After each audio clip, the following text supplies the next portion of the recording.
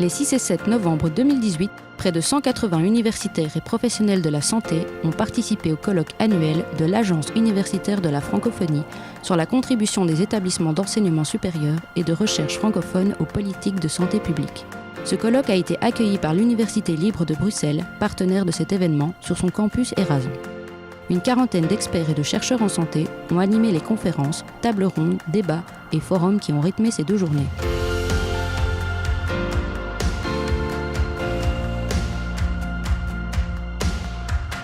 Le but de ce colloque, c'est d'abord de prendre une plus grande conscience, collectivement, de ces besoins de santé publique, de façon à ce que nos établissements puissent en bénéficier, puissent travailler là-dessus et voir comment ils peuvent apporter leur contribution.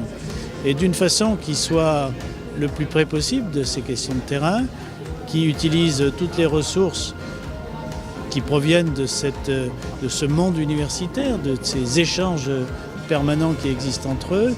C'est de déclencher, je dirais, des réflexes d'échange, de communication, de partage, de façon à ce qu'on puisse effectivement examiner ensemble comment est-ce qu'on peut progresser dans la recherche de solutions les plus efficaces.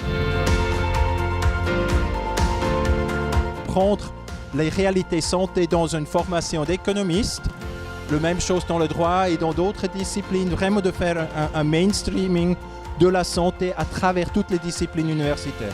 La formation, c'est le grand enjeu des 20 prochaines années.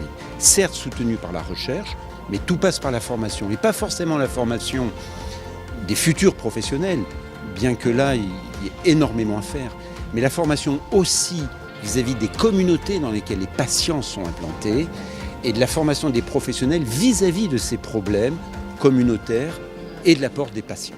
Nous, on croit à travailler dans le Sud, avec nos acteurs dans le Sud, travailler avec les Africains, les gens qui ont assez de compétences, mais les encourager, les supporter pour qu'eux-mêmes prennent en main la formation à un plus haut niveau.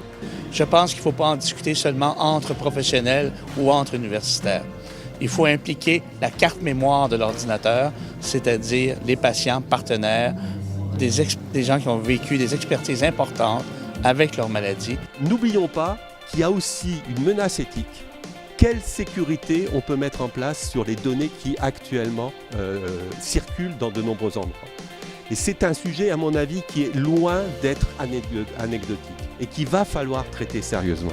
Je pense que ce qui est vraiment important, c'est de revenir à la base de la santé publique, c'est-à-dire de voir qu'est-ce qui se passe au niveau des déterminants sociaux de la santé et pourquoi les inégalités sociales de santé sont perpétuées et continuent dans différentes sociétés, qu'elles soient dans les pays à revenus élevés ou dans les pays à revenus faibles et intermédiaires. Pensez qu'aujourd'hui, vous avez parlé du patient partenaire, on pourrait parler des organisations internationales, on pourrait parler aussi des ONG, on pourrait parler du secteur privé. Ils ont un rôle aujourd'hui dans l'apport de réponse aux grands problèmes de santé globale. Il faut dire, et il faut vraiment l'avouer, que pendant longtemps, il y a eu des cloisons nettes entre donc, les 2 secteurs. Mais de plus en plus, quand même, il y a des cadres de concertation. C'est vrai qu'ils ne sont pas tout le temps formalisés, mais qui tendent à l'être quand même, pour que les résultats de la recherche puissent donc être utilisés par les programmes et politiques de santé publique.